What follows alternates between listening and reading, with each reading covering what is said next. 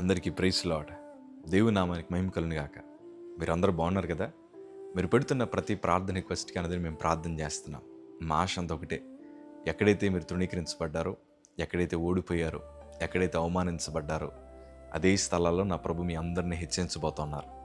విశ్వాసంతో ప్రార్థన చేయండి, ఘనమైన విజయాలు ఖచ్చితంగా మీరు అనుభవిస్తారు. God bless you all.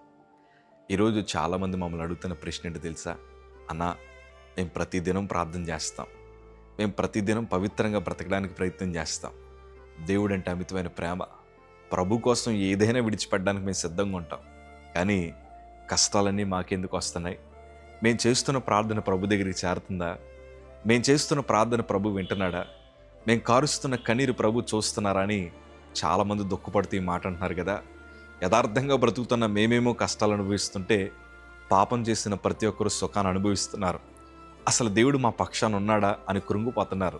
కానీ ఈరోజు సేవకుడిగా ఒక మాట చెప్తాను, ఆయన అన్యాయం చేసే దేవుడు కాదు. నువ్వు చేసిన ప్రార్థన మర్చిపోయే దేవుడు ఎంత మాత్రము కాదు. విశ్వాసంతో మీరు ఉండండి. ఎందుకంటే దేవుని వాక్యం స్పష్టంగా సెలవిస్తుంది. యెషయా గ్రంథము 49 అధ్యాయము 14 మాట చదవగలిగితే, అయితే సియోను, యెహోవా నన్ను విడిచిపెట్టి ఉన్నాడు, ప్రభు నన్ను మరిచి ఉన్నాడని అనుకొనుచున్నది. స్త్రీ తన గర్భమును పుట్టిన బిడ్డను కరుణింపకుండా తన చంటి పిల్లను మరుచున వారైనా మరుచుదురు కానీ నేను నిన్ను మరువను. ప్రభు ఎంత ప్రేమ కలిగిన వాడో ఈరోజు మీతో పంచుకోవడానికి ఆశపడుతున్నాను. స్త్రీ తన గర్భమును పుట్టిన పిల్లను మరుచునా అని అంటూ కూడా తల్లి అయినా మరుచునేమో కానీ నేను నిన్ను మరుచుపోను, విడిచిపెట్టనంటున్నాడు ఆయన. ఈరోజు నీ ప్రార్థన వింటున్న దేవాది దేవుడు తగిన కాలం ముందు నీ ప్రార్థనకి ప్రభు జవాబు ఇవ్వడమే కాదు, నీ కలిగి ఉన్న అవమానాలన్నీ కొట్టివేయడానికి నా ప్రభు సిద్ధంగా ఉన్నాడు. నిజంగా యేసేపుకి ఎదురైన సమస్యలు అంతా ఇంత కాదయ్యా.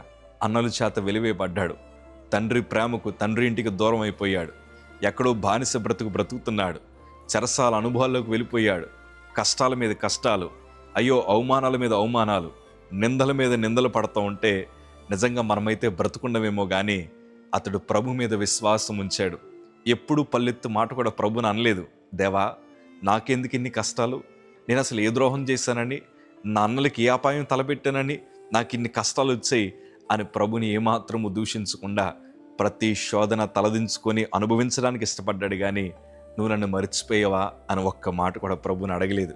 కొన్నిసార్లు మన జీవితంలో కూడా ఎదురవుతున్న ప్రతి శోధనను బట్టి మనం అనుకుంటాం, దేవా నువ్వు పరిష్కారం ఇవ్వట్లేదంటే నన్ను మర్చిపోయేవేమో, ప్రభా నన్ను స్వస్థపరచట్లేదంటే నన్ను విడిచిపెట్టేవేమో అనుకొని మనం కృంగిపోతూ ఉంటాం. కానీ ఎన్నడూ కృంగిపోద్దయ్యా. దేవుడు తగిన కాలం ముందు ఫలమిచ్చు చెట్టు వల్ల నిన్ను చేస్తాడు. ఆయన తన పిల్లలను ఎప్పుడూ మర్చిపోయే దేవుడు కాదు. యేసేపు సమస్యల మధ్యన వెళ్తున్నా, శోధనల మధ్యన వెళ్తున్నా అతడు ప్రాంతం మారినా భక్తి మారలేదు, యథార్థంగా జీవించాడు. ఆ చెరసాల గదిలోని దేవుడు బయటికి తీసుకొచ్చి ఎవ్వరూ ఎక్కలేనంత ఉన్నతమైన సింహాసనాన్ని దేవుడు ఎక్కించాడు. ఎందుకో చెప్పనా? యేసేపు జీవితాన్ని ప్రభు మర్చిపోలేదు. యేసేపుని దేవుడు ఎప్పుడు విడిచిపెట్టలేదు, యేసేపు కూడా ప్రభుని ఎప్పుడు విడిచిపెట్టలేదు.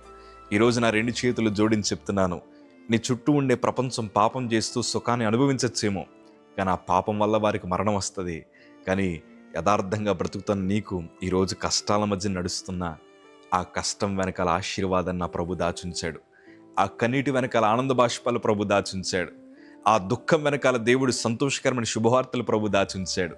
ఎందుకంటే ఆయన తన పిల్లలను ఎప్పుడు మర్చిపోయే దేవుడు కాదు. ఈ విషయాన్ని అనుభవంతో చెప్తున్నానయ్యా.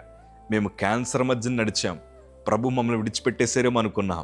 కానీ ఆ క్యాన్సర్ వెనకాల దేవుడు ఉన్నతమైన సువార్తని, ఉన్నతమైన సాక్ష్యాన్ని, ఉన్నతమైన పరిచయాన్ని దాచుంచాడన్న సంగతి ఇప్పుడు అనుభవిస్తుంటే మాకు అర్థమవుతుంది. నా ప్రభు కన్నీటి ప్రార్థన నిర్లక్ష్యం చేసే దేవుడు కాదు. అయ్యా ప్రియ తల్లి, ప్రియ తండ్రి, బ్రదర్ అండ్ సిస్టర్, ఒక మాట చెప్తాను, మీరు ఇంకా అలాగే దేవునిలో యథార్థంగా ఉండండి. ప్రభుని విడిచిపెట్టద్దు. ఆయన తగిన కాలమందు మీకు ఏ ద్వారాలైతే తెరవాలో, ఏ కార్యం జరిగితే మీరు హెచ్చింపబడతారో, ఏ ద్వారాలు తెరిస్తే మీరు ఉన్నతంగా సంతోషంగా ఉంటారో అన్ని ద్వారాలు తెరవడానికి నా ప్రభు సిద్ధంగా ఉన్నాడు. ఆయన మిమ్మల్ని మర్చిపోలేదయ్యా. ఆయన మిమ్మల్ని విడిచిపెట్టలేదు తల్లి. నా ప్రభు మిమ్మల్ని ప్రేమిస్తున్నాడు. ధైర్యంగా ఉండండి. God bless you all.